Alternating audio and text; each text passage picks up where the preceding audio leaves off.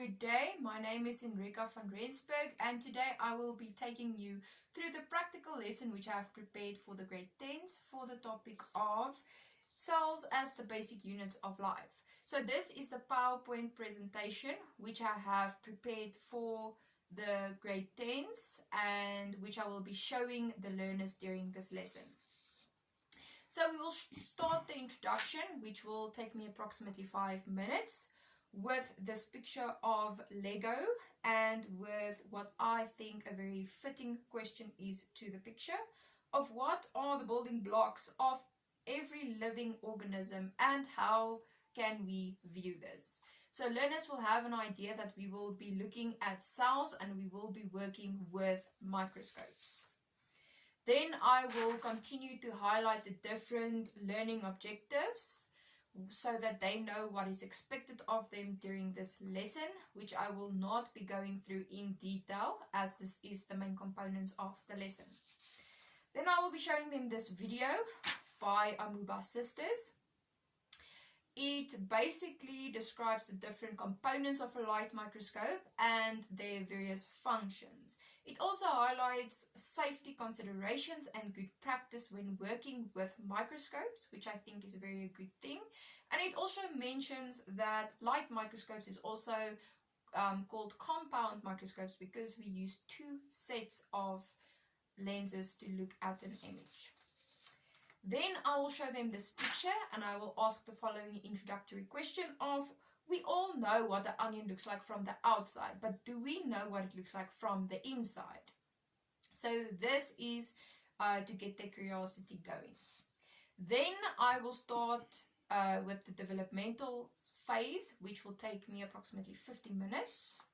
I will continue to do the demonstration of the practical where I will prepare and observe the epidermal cells of an onion leaf.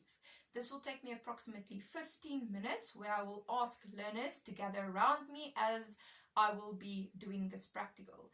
This caters then for different learners with different learning styles, since some learners will learn better by observing something than actually just reading instructions.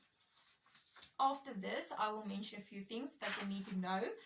To complete the practical worksheet, the first thing is magnification. They need to know what it is, as well as how to calculate total magnification, which is the ocular lens magnification multiplied by the objective lens magnification. Then I will also continue to give them the rules of scientific drawing, if they might have forgotten, where I will give an example of what not to do and what to do. So the first thing is we are not sketching. They must use very firm and straight lines, because even though the drawing might look pretty, it does not mean it's scientific and it will not get you marks. So you need to use straight lines. The labels all need to be on the right hand side. You need to have an appropriate title at the top with the total magnification in brackets next to the title. Then I will continue to just highlight the procedure for cleaning up, and even though this is a very basic thing, I think it is important to go through. So they need to know that they need to remove and clean the slide from the microscope, they need to turn off the microscope, they need to lower the stage, and they need to turn to the lowest objective and put it in position, and this is all to protect the microscope. Then whatever other things might be lying around that they cannot use in the future, they need to throw it away as it might be rubbish.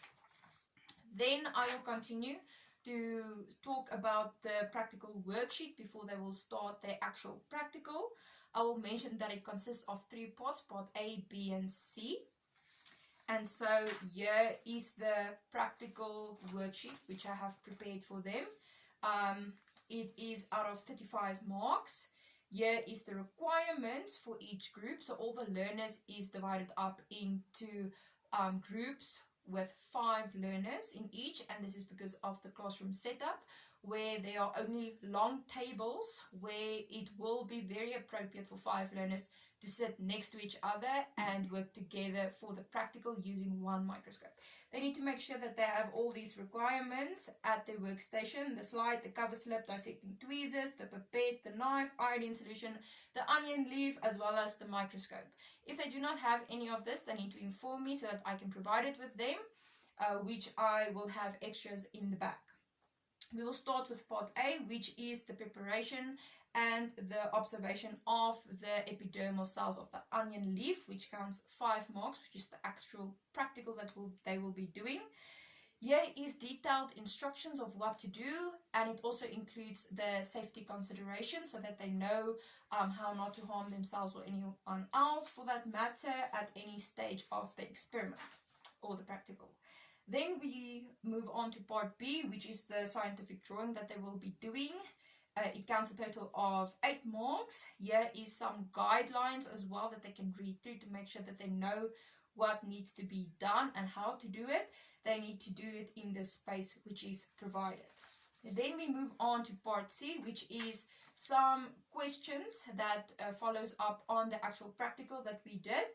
Here I give them a picture of the microscope, and they need to give the different names of the different components, which is labeled here on the sketch, and their respective functions.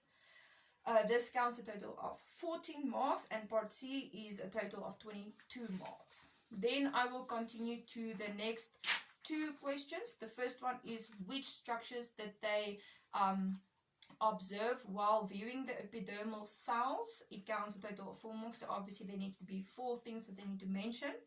And then the second one is they need to describe what they observed using each magnification. So if they used the lowest magnification, which is the 4 times, what did they observe there?